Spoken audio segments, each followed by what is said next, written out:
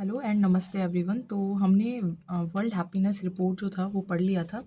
अब आगे से स्टार्ट करेंगे, ठीक है।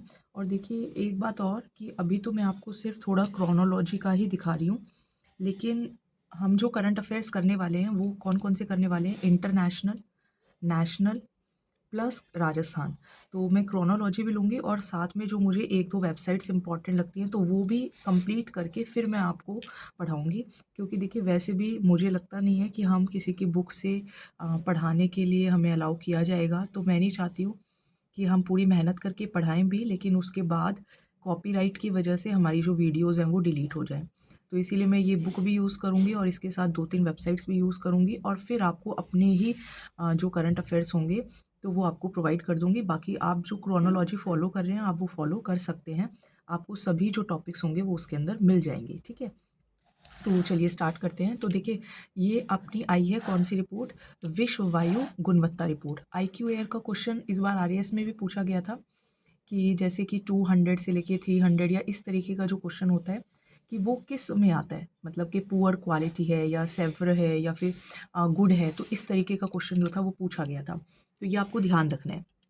तो अब आप देखेंगे तो ये जो आईक्यू एयर है ना, इसकी ये 7वीं विश्व वायु रिपोर्ट आई है जो कि 11 मार्च 2025 को जारी की गई। इसमें 138 देश थे। ये सब याद करने की ज़रूरत नहीं है कि इतने स्थान और इतने से अधिक निगरानी स्टेशनों का आंकड़ों का विश्लेषण किया गया, ये सब इतना इम्पोर्टेंट नहीं होता।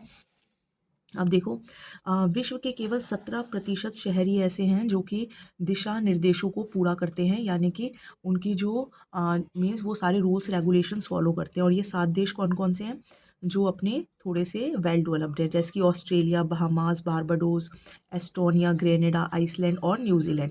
मतलब इन्होंने जो औसत पीएम 2.5 पीएम यूजीसी नेट में पूछा गया था। पीएम का मतलब होता है पार्टिकुलेट मैटर, जो कण होता है उसका सबसे छोटे से छोटा पार्ट।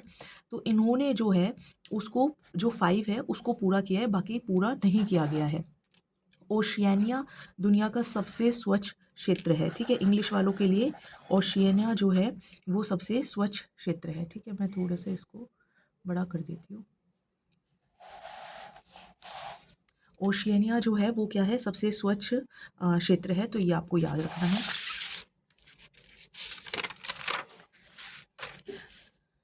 अब आप आगे देखेंगे तो 2024 में जो 5 सबसे प्रदूषित क्षेत्र है वो कौन कौन से हैं, छठ, बांग्लादेश, पाकिस्तान और कॉन्गो रिपब्लिक, और भारत भी 5वें नंबर पर है, ठीक है। और इसके अंदर आप देखो बहुत ही आपको दुखद देखने को इन्फॉर्मेशन मिलेगी। 2024 का सबसे प्रदूषित महानगरीय क्षेत्र बर्नीहाट भारत का है, ठीक है। बर्नीहाट और भारत। और सबसे स्वच्छ कौन सा है, मैंगनूज प्यूर्टो रिको का, ठीक है। तो अब सबसे प्रदूषित राजधानी अपनी दिल्ली है। अब ये देखो भारत के संदर्भ में बात करें तो दुनिया का 5वां सबसे प्रदूषित देश है ना, 5वां सबसे ज़्यादा प्रदूषित देश जो है वो भारत है। दिल्ली जो है वो विश्व की सर्वाधिक प्रदूषित राजधानी है। विश्व के 20 प्रदूषित शहरों में से 13 भारत के हैं और 10 प्रदूषित शहरों में से 6 भारत के हैं। तो ये काफ़ी ज़्यादा डिसअपॉइंटिंग आप बोल सकते हैं कि करंट अफेयर्स हैं, लेकिन मैं कुछ करना पड़ेगा, है ना, सिर्फ ऐसे बोलने से नहीं होगा। अब आप देखिए ये वैश्विक जलवायु स्थिति रिपोर्ट, ठीक है। वर्ल्ड मेटेरोलॉजिकल ऑर्गेनाइजेशन द्वारा state of the global climate 2024 जारी की गई, यानी कि जलवायु स्थिति रिपोर्ट जारी की गई। और इसके अकॉर्डिंग ये कहा गया है कि जो 2024 है ना वो सबसे गर्म वर्ष हो सकता है।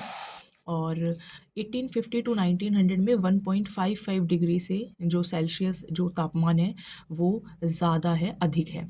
अब देखो ये जो पेरिस समझौता हुआ था, जो पेरिस क्लाइमेट हुआ था, उसमें डिसाइड हुआ था कि 1.5 डिग्री रहना चाहिए।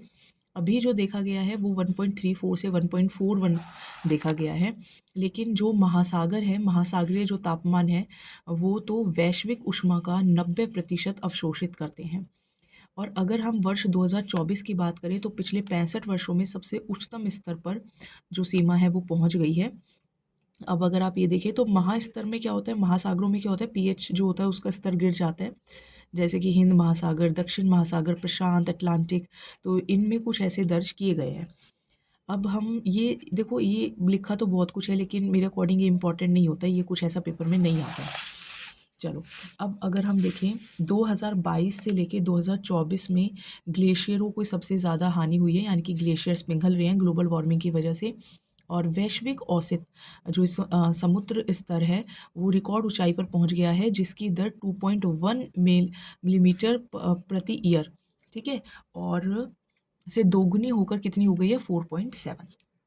तो ये हो गया आपका वैश्विक जलवायु स्थिति रिपोर्ट, यानी कि वर्ल्ड के अंदर क्लाइमेट की क्या कंडीशन है।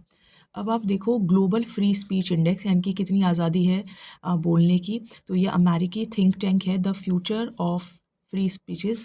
तो 17 मार्च को इन्होंने जारी किया कि कौन वर्ल्ड में सपोर्ट करता है फ्री स्पीचेस को। तो इसके अंदर जो सबसे सूचकांक के अंदर जो नॉर्वे है वो सबसे फर्स्ट नंबर पे आया है 87.9 मार्क्स के साथ। फिर इसके बाद डेनमार्क, हंगरी, स्वीडन और वेनेजुएला। भारत की बात करें तो भारत जो है वो 24वां स्थान मिला है, स्कोर अपना रहा 62.6। ठीक है, तो ये आपका हो गया है।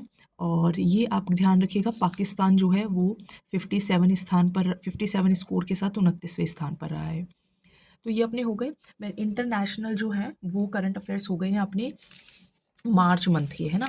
तो इन वीडियोस के थ्रू मैं आपको पूरी कोशिश करूँगी आपका इंटरनेशनल, नेशनल और राजस्थान वाला, यानी कि कोई भी राजस्थान का एग्ज़ाम आपका छूटे ना, चाहे इंटरनेशनल आता हो, नेशनल आता हो या फिर राजस्थान का आता हो। ये कुछ क्वेश्चंस कर लेते हैं। अमेरिकी राष्ट्रपति डोनाल्ड